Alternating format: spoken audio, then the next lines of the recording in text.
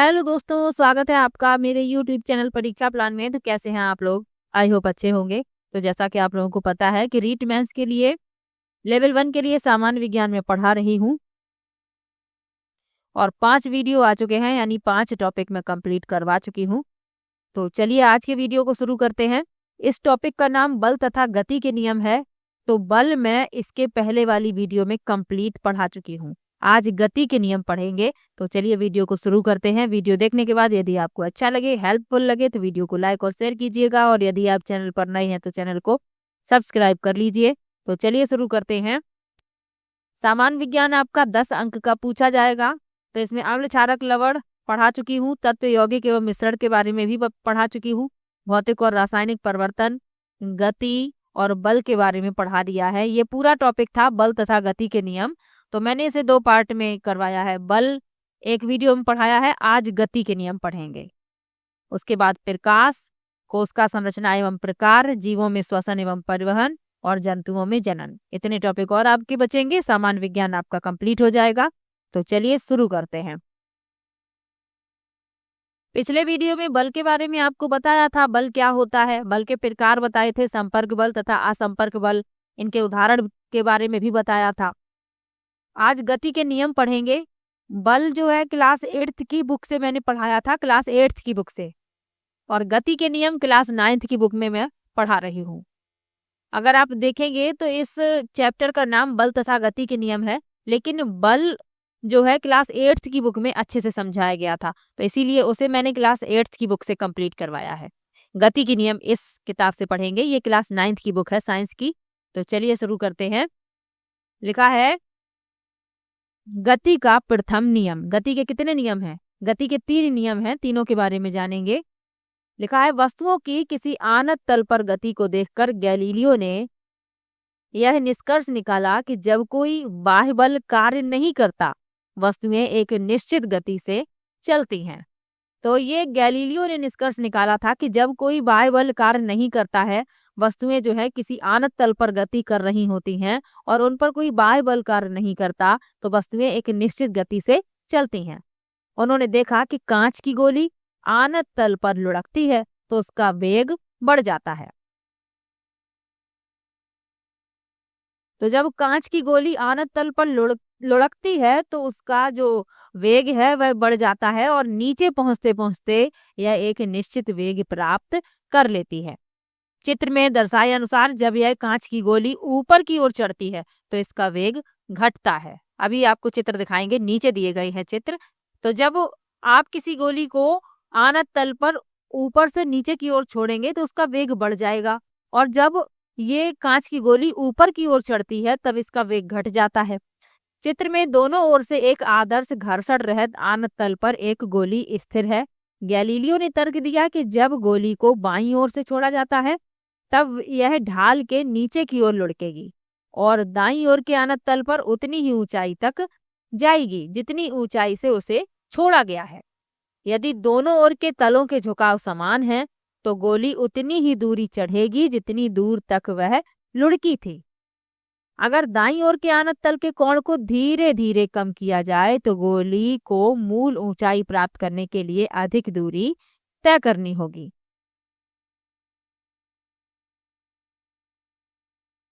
अगर इस तल को क्षैतिज कर दिया जाए, यानी ढाल को शून्य कर दिया जाए, तो गोली मूल ऊंचाई प्राप्त करने के लिए क्षैतिज तल पर लगातार चलती ही रहेगी। यहाँ गोली पर लगने वाला असंतुलित बल शून्य है। इस प्रकार यह ज्ञात होता है कि गोली की गति को बदलने के लिए असंतुलित बल बाह्य बल की आवश्यकता होती है, लेकिन गोली की गति को एक रूप बनाए रखने के लिए किसी नेट बल की आवश्यकता नहीं होती। अब जो यहाँ पर लिखा हुआ है चित्र के माध्यम से समझिएगा।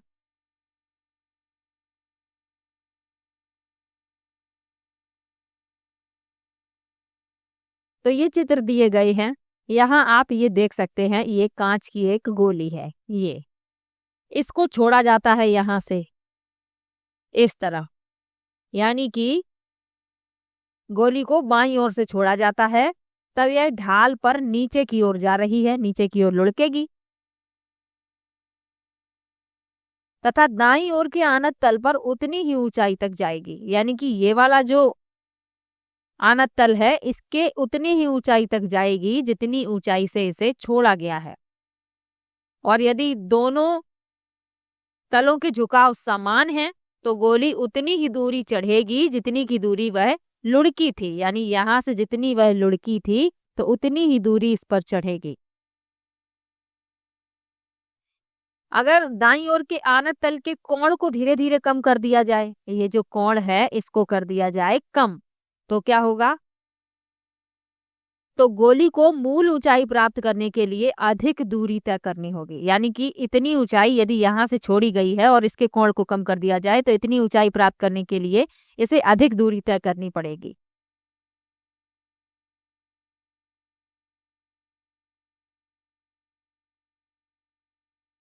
और अगर इस तल को क्षैतिज कर दिया जाए, यानी कि इस तरीके से कर दिया जाए बिल्कुल क्षैतिज, तो क्या होगा? तो गोली मूल ऊंचाई प्राप्त करने के लिए क्षैतिज तल पर लगातार चलती ही रहेगी। यानी कि इतनी ऊंचाई प्राप्त करने के लिए ये क्षैतिज तल पर लगातार चलती रहेगी। तो इससे क्या ज्ञात होता है कि गोली की गति को बदलने के लिए एक असंतुलित बाह्य बल की आवश्यकता होती है, लेकिन गोली की गति को एक रूप बनाए रखने के लिए किसी नेट बल की आवश्यकता नहीं होती है। यही समझाने का प्रयास किया जा रहा है। यानी कि गोली जो है इसकी गति को बदलने के लिए एक असंतुलित बाह्य बल की आवश्यकता है, लेकिन गोली की गति को एक रूप बनाए रखने के लिए किसी भी नेट बल की आवश्यकता नहीं होती। इतना आप लोग समझ गए होंगे। चलिए आगे बढ़ते हैं।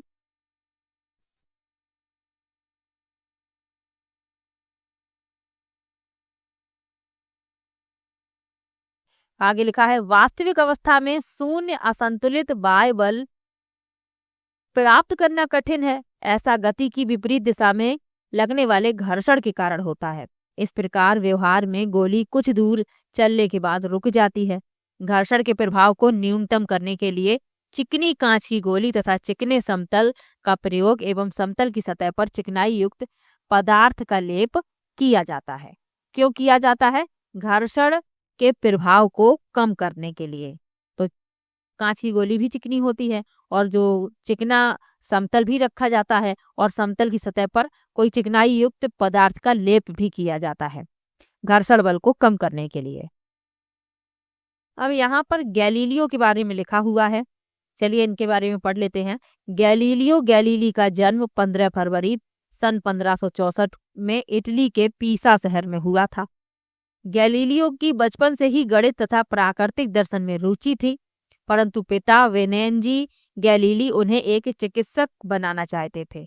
तदनुसार गैलीलियो ने सन 1581 में चिकित्सा उपाधि के लिए पीसा विश्वविद्यालय में नामांकन लिया।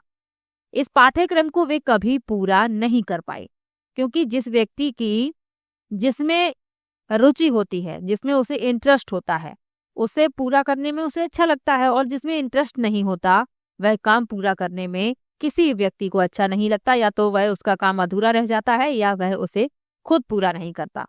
तो ऐसे ही इनके बारे में लिखा हुआ है कि इनके पिता चाहते थे कि ये चिकित्सक बने, लेकिन इनकी रुचि किसमें थी? इन्हें मैथमेटिक्स और यानी गणित और प्राकृतिक दर्शन पढ़ना अच्छा लगता था। 1581 में इन्होंने चिकित्सा उपाधि के लिए पीसा विश्वविद्यालय में नामांकन लिया, लेकिन इस पाठ्यक्रम को कभी पूरा नहीं कर पाए क्योंकि उनकी वास्तविक रुचि गणित में थी। सन 1586 में उन्होंने अपनी प्रथम वैज्ञानिकी पुस्तक द लिटिल बैलेंस लिखी, जिसमें उन्होंने एक तुला द्वारा पदार्थों के आपेक्षिक घनत्व प्राप्त करने की आर्किमिडीज विधि का वर्णन किया। सन 1589 में उन्होंने अपनी निबंध श्रेणी डी मॉट में नत समतल के प्रयोग से किसी गिरती हुई वस्तु के गिरने की दर कम होने संबंधी अपने सिद्धांत को प्रस्तुत किया। सन 1592 में उन्हें वेनिस गणराज्य के द्वारा पाडुआ विश्वविद्यालय में गणित के प्रोफेसर पद पर नियुक्त किया गया था। यहाँ भी उन्होंने लगातार गतिज सिद्धांतों पर परीक्षण किया। उन्होंने नत समतल तथा लोलक संबंधी अपने अध्ययन द्वारा नियत त्वरण से गतिशील वस्तुओं से संबंधित परिष्कृत नियम प्रतिपादित किए। गैलीलियो एक कुशल शिल्पकार भी थे। उन्होंने विभिन्न प्रकार के दूरदर्शियों की श्रेणी विकसित की, जिनकी प्रकाशिक दक्षता उस समय उपलब्ध दूरदर्शियों से काफी उत्तम थी। सन 1640 के आसपास उन्होंने प्रथम लोलक घड़ी की संरचना की। तो ये आप लोग याद रखिएगा। आगे लिखा है, उनके खगोलीय आविष्कारों की एक पुस्तक स्टारी मैसेंजर में गैलीलियो ने चंद्रमा पर पहाड़ों, छोटे छोटे सितारों से मिलकर बनी आकाशगंगा तथा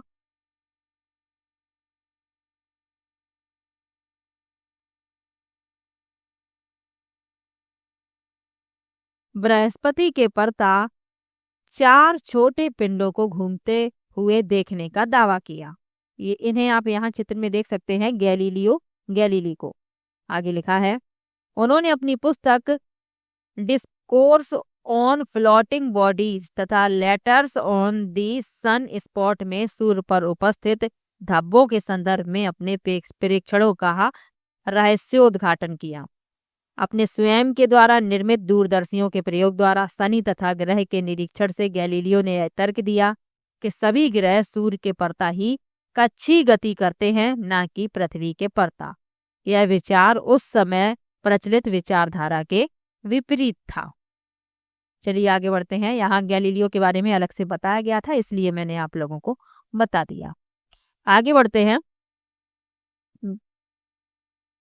लिखा है, न्यूटन ने बल तथा गति के बारे में गैलीलियो के विचारों को आगे विकसित किया। उन्होंने 3 मौलिक नियमों को प्रस्तुत किया जो किसी वस्तु की गति को वर्णित करते हैं। तो जो गति के 3 नियम हैं वह न्यूटन के द्वारा दिए गए हैं। इन नियमों को न्यूटन के गति के नियमों के नाम से जाना जाता है। गति का प्रथम नियम इस प्रकार है। अब यहाँ से शुरू होता है गति का प्रथम नियम। लिखा है, न्यूटन ने बल एवं गति के बारे में गैलीलियो के विचारों को आगे विकसित किया। जो गति के 3 नियम हैं वो न्यूटन के द्वारा दिए गए हैं। उन्होंने 3 मौलिक नियमों को प्रस्तुत किया जो किसी वस्तु की गति को वर्णित करते हैं। इन नियमों को न्यूटन के गति के नियमों के नाम से जाना जाता है। गति का प्रथम नियम इस प्रकार है। अब जानेंगे गति के प्रथम के नियम के बारे में। यहाँ से शुरू होता है। तो गति का प्रथम नियम क्या कहता है कि यदि कोई वस्तु विरामावस्था में है या गतिशील अवस्था में है तो वह तब तक इसी अवस्था में बनी रहेगी जब तक उस पर कोई बाह्य बल न लगाया जाए। यहाँ पर लिखा हुआ है, चलिए पढ़ लेते हैं। प्रत्येक वस्तु अपनी स्थिर अवस्था या सरल रेखा में एक समान गति की अवस्था में बनी रहती है जब तक कि उस पर कोई बाहरी बल कार्यरत न हो। दूसरे शब्दों में, सभी वस्तुएं अपनी गति की अवस्था में परिवर्तन का विरोध करती हैं। गुणात्मक रूप से किसी वस्तु के विरामावस्था में रहने या समान वेग से गतिशील रहने की प्रवृत्ति को जड़त्व कहते हैं। अब यहाँ से आपको जड़त्व की परिभाषा के बारे में भी पता चलेगा कि जो वस्तु होती है, वस्तु के विरामावस्था में रहने या समान वेग से गतिशील रहने की प्रवृत्ति क्या कहलाती है? जड़त्व। यही कारण है कि गति के पहले नियम को जड़त्व का नियम भी कहते हैं। तो पूछ लिया जाता है कि गति के पहले नियम को और किस नाम से जाना जाता है? तो जड़त्व के नियम के नाम से भी जाना जाता है। आगे लिखा है, किसी मोटर गाड़ी में यात्रा करते समय होने वाले अनुभवों की व्याख्या जड़त्व के नियम द्वारा की जा सकती है। सीट के सापेक्ष हम तब तक विरामावस्था में रहते हैं जब तक कि मोटर गाड़ी को रोकने के लिए ब्रेक न लगाई जाए। ब्रेक लगाए जाने पर गाड़ी के साथ सीट भी विरामावस्था में आ जाती है, परंतु हमारा शरीर जड़त्व के कारण गतिज अवस्था में ही बने रहने की प्रवृत्ति रखता है। अचानक ब्रेक लगने पर सीट के आगे लगे पैनल से टकराकर हम घायल भी हो सकते हैं। यानी आपने देखा होगा, यदि आप किसी गाड़ी में यात्रा कर रहे हैं और अचानक से उसमें ब्रेक लगाए जाएं तो क्या होगा कि आप आगे की तरफ चले जाएंगे। यानी आपका जो शरीर है वह उसी अवस्था में बना रहता है, यानी गति की अवस्था में ही बना रहता है। तो अचानक यदि ब्रेक लगाए जाते हैं तो सीट के आगे जो पैनल लगे होते हैं हम उनसे टकरा भी सकते हैं, उनसे घायल भी हो सकते हैं। इस तरह की दुर्घटनाओं से बचने के लिए सुरक्षा बेल्ट का उपयोग किया जाता है, यानी जो सीट बेल्ट होती है उसका प्रयोग किया जाता है। ये सुरक्षा बेल्ट हमारे आगे बढ़ने की गति को धीमा करती है। इसके विपरीत अनुभव हमें तब होता है जब हम मोटर बस में खड़े होते हैं एवं मोटर बस अचानक चल पड़ती है। इस स्थिति में हम पीछे की ओर झुक जाते हैं। यानी हम बस में खड़े हैं और बस रुकी हुई है, फिर बस अचानक चलना प्रारंभ करती है तो हम पीछे की ओर चले जाते हैं। ऐसा इसलिए होता है क्योंकि मोटर बस के अचानक गति में आ जाने से हमारा पैर जो मोटर बस के फर्श के संपर्क में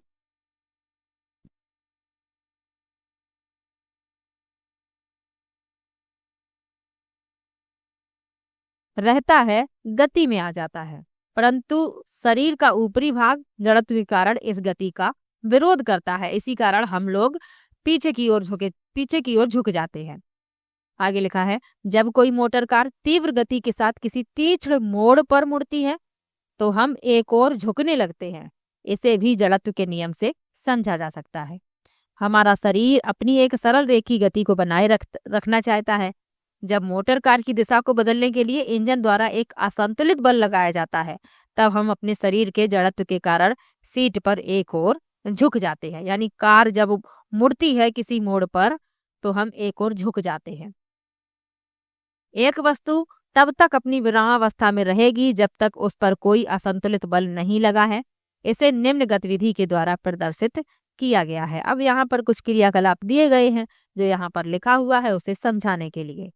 तो न्यूटन का जो गति का पहला नियम है जिसे जड़त्व के नियम के नाम से भी जानते हैं, तो आपको याद रखना है कि कोई वस्तु विरामावस्था में या गतिशील अवस्था में तब तक बनी रहती है जब तक कि उस पर कोई बाह्य बल ना लगाया जाए। और किसी वस्तु के विरामावस्था में या गतिशील अवस्था में रहने की स्थिति को जड़त्व कहते हैं। तो जड़त्व के बारे में भी आपको बता दिया है। चलिए आगे बढ़ते हैं।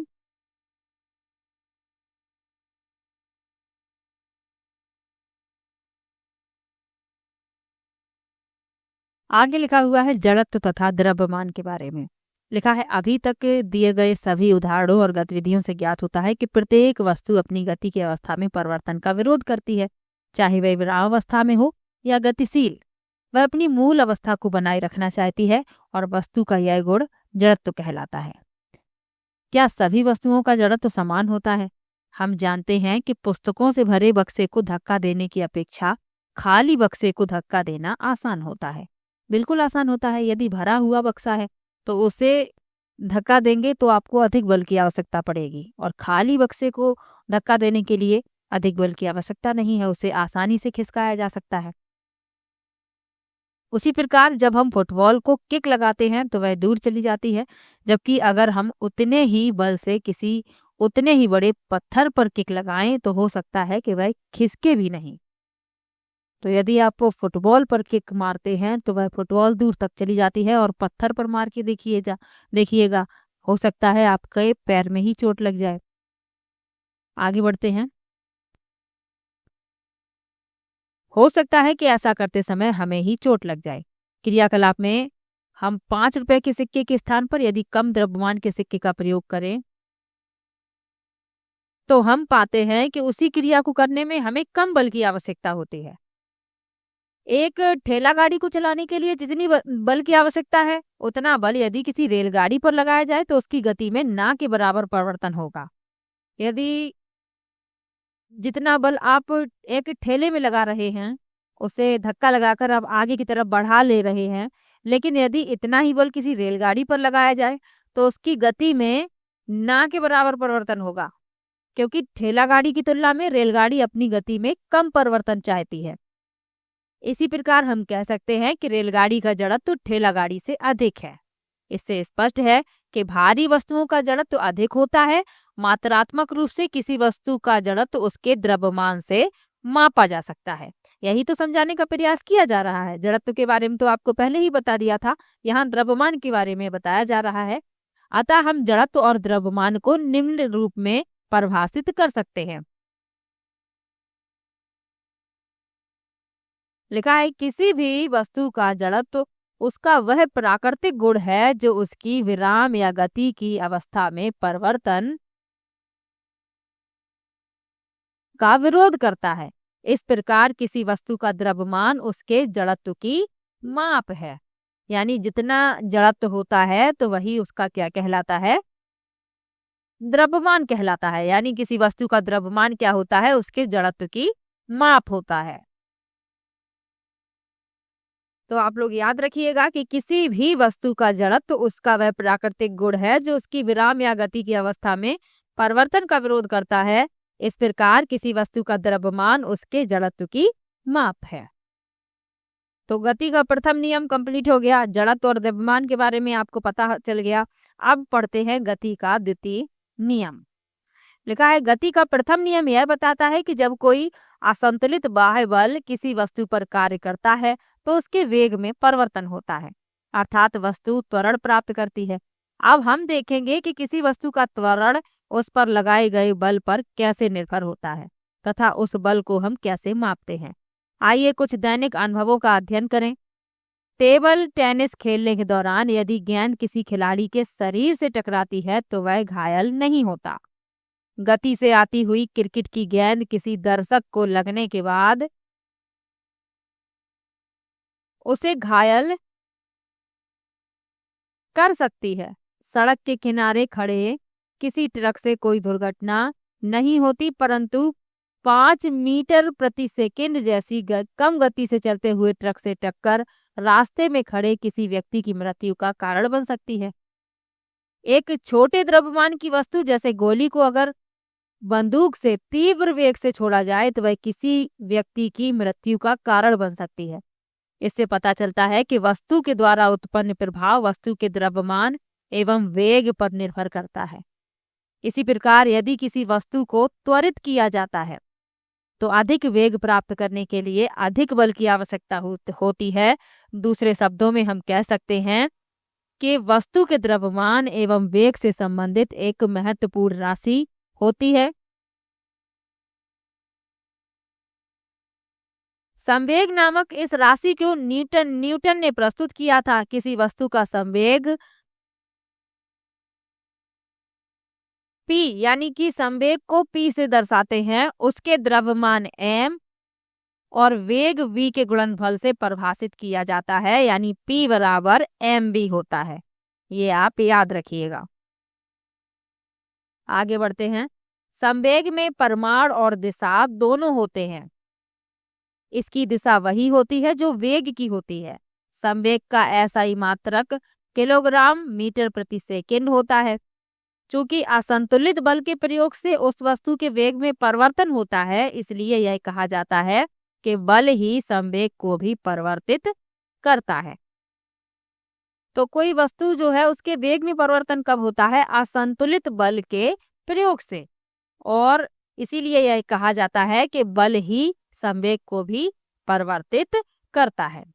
एक ऐसी अवस्था के बारे में चर्चा करें जिसमें खराब बैटरी वाली एक कार को सीधी सड़क पर 1 मीटर प्रति सेकंड की गति प्रदान करने के लिए धक्का दिया जाता है, जो कि इसके इंजन को स्टार्ट करने के लिए पर्याप्त है। यदि 1 या 2 व्यक्ति इसे अचानक धक्का देते हैं तो भी यह स्टार्ट नहीं होती, लेकिन कुछ समय तक लगातार धक्का देने से कार उस गति पर आ जाती है।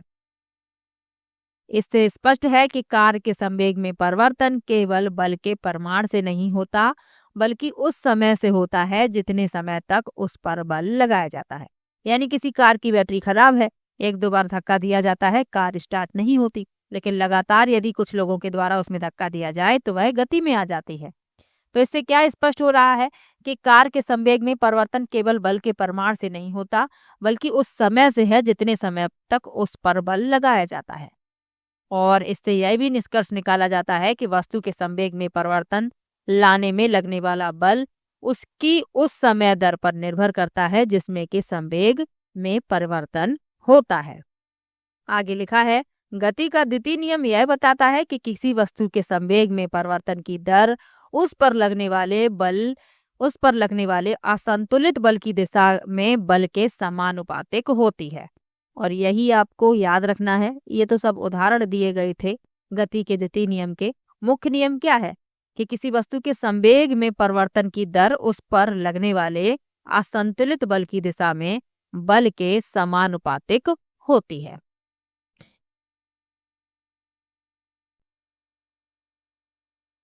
अब यहाँ पर लिखा हुआ है गति के द्वितीय नियम की गणती गणना। तो गणती गणना बताई गई है। माना कि m द्रव्यमान की कोई वस्तु u प्रारंभिक वेग से सीधी रेखा में चल रही है। t समय तक एक निश्चित बल F लगाने पर उस वस्तु का वेग v हो जाता है, तब इसका प्रारंभिक वेग और अंतिम वेग क्रमशः क्या होंगे? प्रारंभिक और अंतिम संवेग क्या होंगे? P1 बराबर mu और P2 बराबर mv। संवेग में परिवर्तन P2 माइनस P1। P1 और P2 का मान रख देंगे यहाँ पर और यहाँ से m कॉमन ले लेंगे। आगे लिखा है संवेग परिवर्तन की दर प्रोपोर्शनल, यहाँ से m कॉमन ले लिया और यहाँ t क्या है? समय या लगाया गया बल। यहाँ F बराबर F प्रोपोर्शनल m, यहाँ कॉमन है v minus U upon T. यहाँ पर एक स्थिरांक लिखेंगे k और जो लिखा हुआ है वही लिखा है m into V minus U upon T. और ये इतना पूरा किसका मान है? ये a का मान है और a यहाँ पर रख दिया है, यानी कि ये त्वरण का मान है। त्वरण के बारे में आपको बताया था, वेग परिवर्तन की दर को क्या कहते हैं? त्वरण कहते हैं। यहाँ लिखा भी है a proportional equal v minus U upon T, वेग में परिवर्तन की दर अर्थात त्वरण है। k एक आनुपातिकता स्थिरांक है।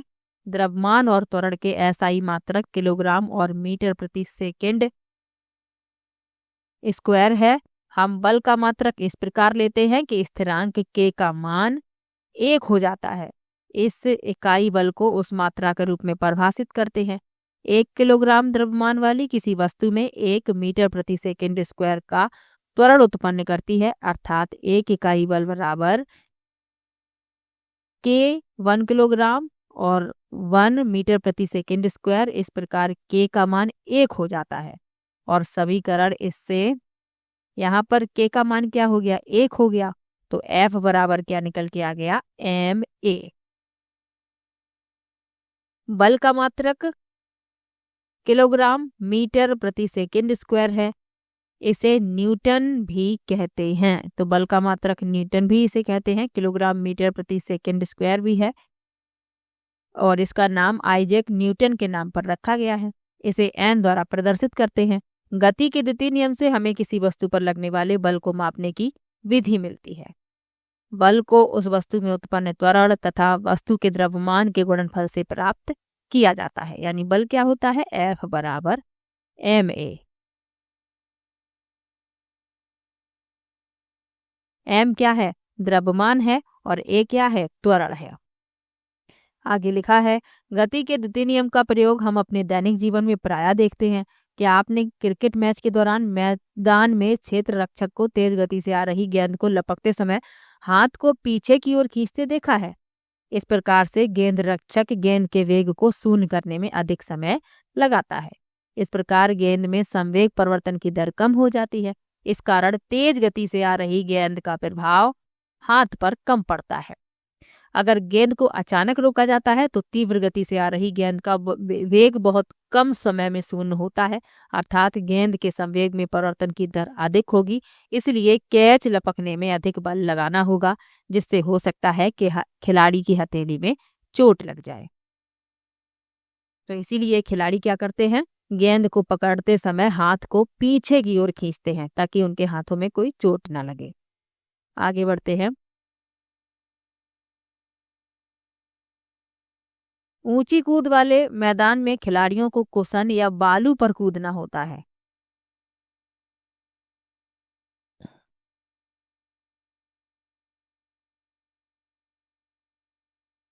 ऐसा खिलाड़ियों की छलांग लगाने के बाद गिरने के समय को बढ़ाने के लिए किया जाता है। इस स्थिति में संवेग परिवर्तन की दर कम होती है। सोचो कैसे कराटे का एक खिलाड़ी एक ही झटके में बर्फ की एक सिल्ली तोड़ देता है। यहाँ पर एक चित्र के माध्यम से भी दिखाया जा रहा है कि खिलाड़ी जो होता है गेंद पकड़ते वक्त अपने हाथों को पीछे रखता है। तो ये दैनिक जीवन में गति के द्वितीय नियम के कुछ उदाहरण बताए गए हैं। चलिए आगे बढ़ते हैं। अब पढ़ेंगे गति का तृतीय नियम। सामान्य विज्ञान है आप लोगों को जानकारी होनी आवश्यक है। तो ये जो 3 नियम बताए गए हैं, हो सकता है इनसे संबंधित एक प्रश्न पूछ लिया जाए। चलिए गति का तृतीय नियम पढ़ लेते हैं। पहले दोनों गति के नियमों से हमें ज्ञात होता है कि कोई प्रयुक्त बल वस्तु की गति की अवस्था में परिवर्तन लाता है तथा इनमें हमें बल को मापने की विधि भी प्राप्त होती है। गति के तीसरे नियम के अनुसार जब एक वस्तु दूसरी वस्तु पर बल लगाती है तब दूसरी वस्तु द्वारा भी पहली वस्तु पर तात्क्षणिक बल लगाया जाता है। ये दोनों बल परमाणु में सदैव समान लेकिन दिशा में विपरीत होते हैं। यानी यदि एक वस्तु किसी दूसरी वस्तु पर बल लगा रही है तो वह दूसरी वस्तु भी उस वस्तु पर उतना ही बल लगाएगी। इनका परमाणु तो समान होगा लेकिन दिशा कैसी होगी? विपरीत होगी। इसका तात्पर्य है कि बल सदैव युगल के रूप में होते हैं। ये बल कभी एक वस्तु पर कार्य नहीं करते बल्कि दो अलग अलग वस्तुओं पर कार्य करते हैं। फुटबॉल खेल में हम प्रायः गेंद को तेज गति से किक मारने के क्रम में विपक्षी टीम के खिलाड़ी से टकरा जाते हैं।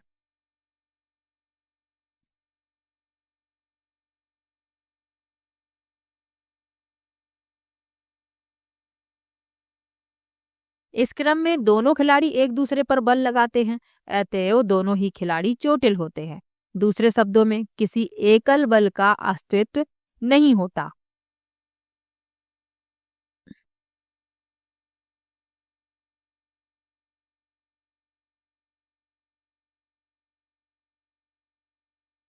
बल्कि ये सदैव युगल के रूप में होते हैं। युगल यानी कि जोड़े के रूप में। इन दोनों विरोधी बलों को क्रिया तथा प्रतिक्रिया बल कहा जाता है। तो याद रखिएगा जो तीसरा नियम है ये क्रिया प्रतिक्रिया का नियम भी कहलाता है। ये जो दोनों विरोधी बल होते हैं इन्हें क्रिया प्रतिक्रिया बल कहा जाता है। आगे लिखा हुआ है, माना दो स्प्रिंग तुलाएं एक दूसरे से जुड़ी हैं, जैसा कि चित्र में दर्शाया गया है। नीचे एक चित्र दर्शाया गया है। तुला बी का सिरा स्थिर सिरा दीवार से जुड़ा है जबकि तुला ए के मुक्त सिरे पर बल लगाया जाता है। तब हम पाते हैं कि दोनों तुलाएं एक ही मान दर्शाती हैं। अर्थात तुला द्वारा तुला बी पर प्रयुक्त बल तुला बी के द्वारा तुला ए पर लगाए गए बल के परिमाण में समान है, परंतु इन दोनों बलों की दिशाएं परस्पर विपरीत हैं।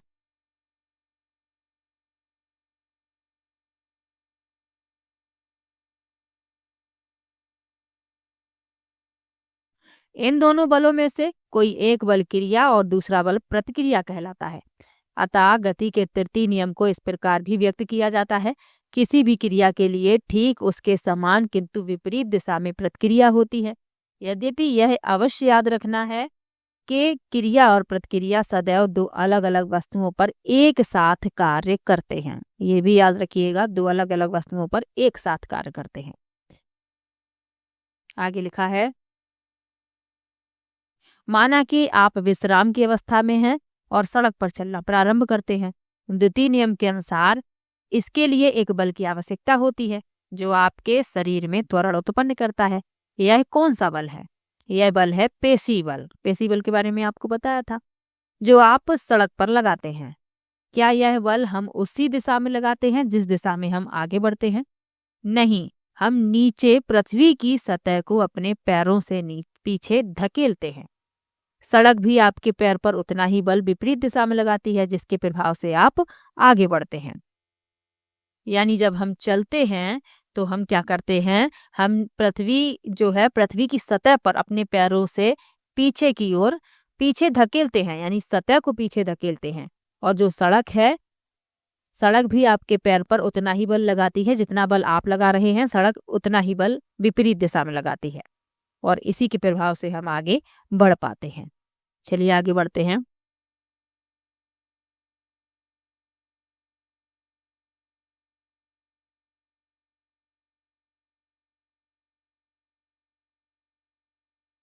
आगे लिखा है, यह जानना आवश्यक है कि यद्यपि क्रिया और प्रतिक्रिया बल मान में हमेशा समान होते हैं, फिर भी ये बल एक समान परिमाण के त्वरण उत्पन्न नहीं कर सकते। ऐसा इसलिए है क्योंकि प्रत्येक बल अलग अलग द्रव्यमान की वस्तुओं पर कार्य करते हैं। यानी इनका जो मान होता है हमेशा समान होता है, लेकिन ये एक समान परिमाण के त्वरण उत्पन्न नहीं कर सकते हैं। ये याद रखिएगा। क्यों नहीं कर सकते? क्योंकि प्रत्येक बल अलग अलग द्रव्यमान की वस्तुओं पर कार्य करते हैं। आगे लिखा है बंदूक से गोली छोड़ने की अवस्था में बंदूक द्वारा गोली पर आगे की ओर एक बल निरूपित होता है।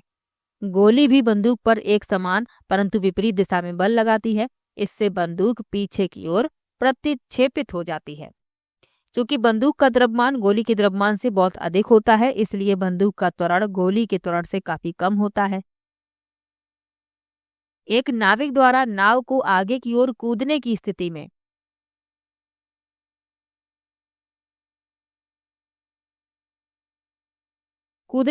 में भी गति के तीसरे नियम को प्रदर्शित किया जाता है। नाविक आगे की ओर कूदता है तो नाव पर लगने वाला प्रतिक्रिया बल नाव को पीछे की ओर धकेलता है। यहाँ चित्र के माध्यम से भी समझाया जा रहा है। चलिए आगे बढ़ते हैं। यहाँ इस चित्र के माध्यम से समझ लीजिए, ये जो व्यक्ति है ये नाव से कूद रहा है तो नाव पीछे की ओर गति करती है।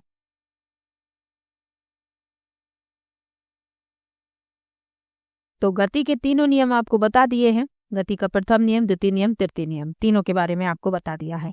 ये लेसन भी यहीं पर समाप्त होता है। यहाँ पर कुछ क्वेश्चन भी दिए गए हैं सॉल्व करने के लिए। तो ये क्लास 9th की बुक है, उन्हीं बच्चों के लिए ये दिए गए हैं। अब यहाँ पर लिखा हुआ है कि आपने क्या सीखा है इस लेसन में। तो यहाँ शॉर्ट में बताया गया है कि गति का प्रथम नियम क्या है। वस्तु अपनी विरामावस्था अथवा सरल रेखा पर एक समान गति की अवस्था में तब तक बनी रहती है जब तक कि उस पर कोई असंतुलित बल कार्य न करे। ये गति का प्रथम नियम है। वस्तुओं द्वारा अपनी गति की अवस्था में परिवर्तन का विरोध करने की प्रवृत्ति जड़त्व कहलाती है। यहाँ शॉर्ट में बताया गया है किसी वस्तु का द्रव्यमान उसके जड़त्व की माप है। इसका SI मात्रक किलोग्राम होता है। घर्षण बल सदैव वस्तु की गति का प्रतिरोध करता है। गति का द्वितीय नियम किसी वस्तु के संवेग परिवर्तन की दर वस्तु पर आरोपित असंतुलित बल के समानुपाती एवं बल की दिशा में होती है। बल का SI मात्रक किलोग्राम मीटर प्रति सेकेंड स्क्वायर है। इसे न्यूटन के नाम से भी जाना जाता है तथा प्रतीक क्या है, N। 1 न्यूटन बल किसी 1 किलोग्राम द्रव्यमान की वस्तु में 1 मीटर प्रति सेकेंड स्क्वायर का त्वरण उत्पन्न करता है। आगे लिखा है वस्तु का संवेग उसके द्रव्यमान एवं वेग का गुणनफल होता है। संवेग क्या है, उसके द्रव्यमान और वेग का गुणनफल तथा इसकी दिशा वही होती है जो वस्तु के वेग की होती है। इसका SI मात्रक किलोग्राम मीटर प्रति सेकेंड होता है। और गति का तृतीय नियम क्या है, प्रत्येक क्रिया के समान एवं विपरीत प्रतिक्रिया होती है। ये दो विभिन्न वस्तुओं पर कार्य करती है। तो गति के तीनों नियम आपको बता दिए हैं। ये पूरा एक टॉपिक था, बल तथा गति के नियम। यदि एक साथ पढ़ाती तो ये आपका वीडियो बहुत बड़ा हो जाता, इसीलिए मैंने 2 पार्ट में से कंप्लीट करवाया है। तो वीडियो कैसा लगा कमेंट में जरूर बताइएगा और वीडियो को लाइक और शेयर भी कीजिएगा। मिलते हैं नेक्स्ट वीडियो में, तब तक के लिए बाय बाय।